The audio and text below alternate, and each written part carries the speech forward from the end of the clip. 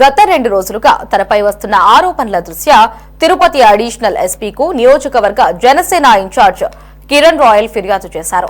తనపై ఆరోపణలు చేసిన వారి కుటుంబ సభ్యుల ఫోన్ కాల్ డేటా బయటకి తీసి ఎవరెవరితో మాట్లాడారో దర్యాప్తు చేయాలని కిరణ్ రాయల్ కోరారు.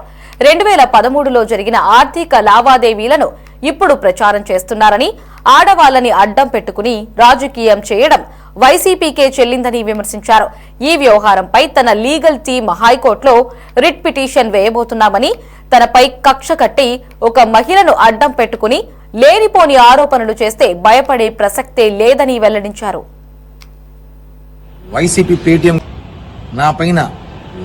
పేటీఎం గారు చేస్తున్న ఆరోపణలు కానివ్వండి, లేదా ముగిసిపోయిన కథని తీసుకొచ్చి మళ్ళీ మొదటి పేజీ తెరిచి మళ్ళీ మీరు నా గొంతు నొక్కాలని ప్రయత్నం చేస్తున్న సంగతి నాకు తెలుసు.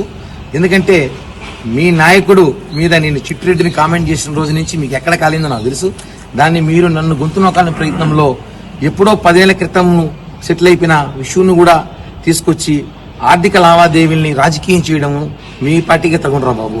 ఎందుకంటే ఆర్థిక లావాదేవీలు ప్రపంచంలో అందరూ చేస్తారు. ఆర్థిక లావాదేవీల్ని తీసుకొచ్చి భూతద్దంలో చూపించి నేరంగా పరిగణించి దాన్ని సోషల్ మీడియాలో చేస్తున్న సంగతి అందరికీ తెలుసు. దీని మీద ఇప్పుడు అడిషనల్ ఎస్పీ గారు కలిసి ఎవరైతే బాధితులు ఉన్నారో మా మీద కంప్లైంట్ ఇచ్చారో వాళ్ళ కుటుంబ సభ్యులు ఫోన్ కాల్స్ డేటా అంతా కూడా తీయమని చెప్పి అడిగాం. అలాగే కోర్టులో కూడా రిట్ పిటిషన్ అయిపోతున్నాం.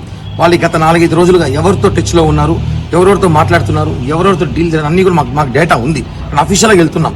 వైసీపీ నాయకులతో టచ్ లో ఉన్న సంగతి తెలుసు, ఎక్కడెక్కడ కలిసారో తెలుసు.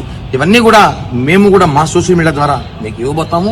ఎందుకంటే రాజకీయం ఉందాతరం చేయాలి కానీ ఆడవాళ్ళు పెట్టి రాజకీయం చేయడం మీకు ఇప్పటి నుంచి అలవాటే కాబట్టి చెప్తున్నాను.